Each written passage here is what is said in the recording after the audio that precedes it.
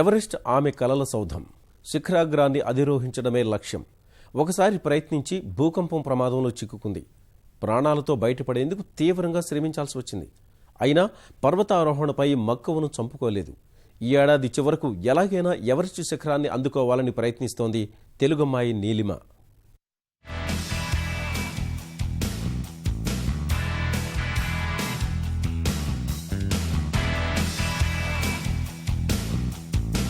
కళ్లల్లో ఆత్మవిశ్వాసం, పనిలో నిబద్ధత, కలను సాకారం చేసుకోవాలనే పట్టుదల, ఇవన్నీ కలిపితే నీలిమ.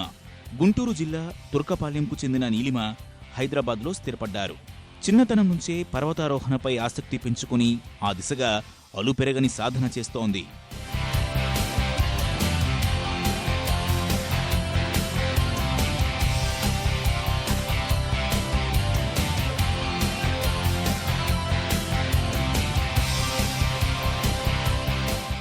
బీటెక్ పూర్తి చేసి సాఫ్ట్వేర్ ఇంజనీరుగా పనిచేసిన నీలిమ ఎవరెస్టును అధిరోహించాలని లక్ష్యంగా పెట్టుకుంది.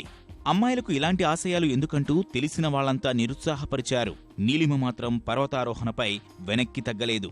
గతేడాది ఏకంగా ఉద్యోగానికి రాజీనామా చేసి పూర్తి స్థాయిలో సాధన ప్రారంభించింది. రోజుకు 5 గంటల పాటు రకరకాల వ్యాయామాలు చేస్తోంది.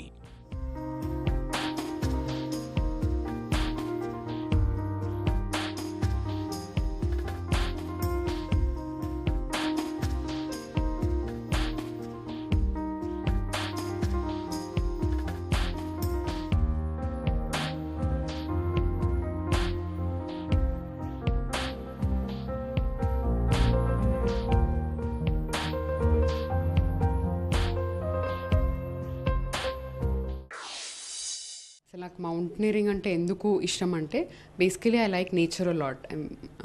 నేచర్తో చాలా కనెక్ట్ అవుతాను నేను చిన్నప్పటి నుంచి. కానీ with my parents I travelled lot.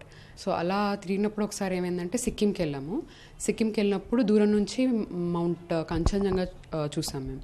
But అప్పట్లో ఏంటంటే భయంతో పేరెంట్స్ ఎక్కడికి వెళ్ళనిచ్చేవాళ్ళు కాదనమాట. It's been my dream to touch a glacier.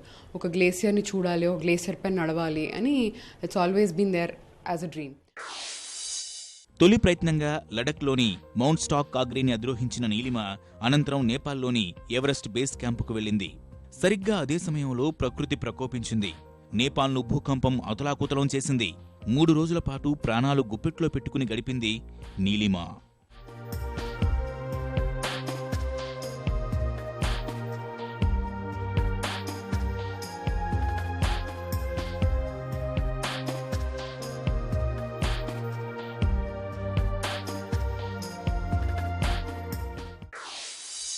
నేను నేపాల్లో ఉన్నప్పుడు we are very close to the Everest base camp. ఇంకప్పుడు భూకంపం వచ్చిందనమాట.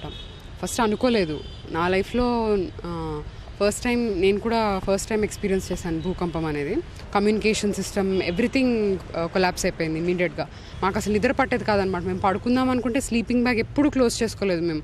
ఒకటే థింగ్ ఏంటంటే మేము రావాలి, ఎలాగైనా తిరిగి రావాలి, ఎందుకంటే మౌంటైన్ క్లోజ్ అయిపోయిందని మాకు తెలిసిపోయింది. తిరిగి వచ్చే ప్రయత్నంలో ల్యాండ్ స్లైడ్స్ కానివ్వండి, చాలా మళ్ళీ ఎర్త్ క్వేక్స్ కంటిన్యూస్గా ఏదో ఒకటి వస్తూనే ఉండేది మాకు problem.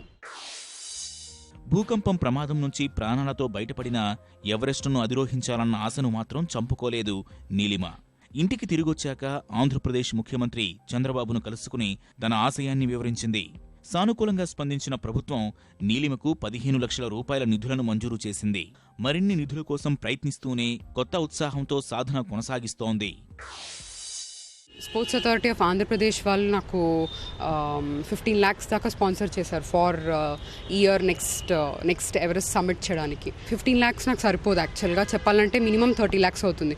So I'm looking for more sponsors and I'm looking for very good associations, very good company and organizations to partner with to share this experience of being the first woman to summit, first woman from Andhra Pradesh to summit Mount Everest.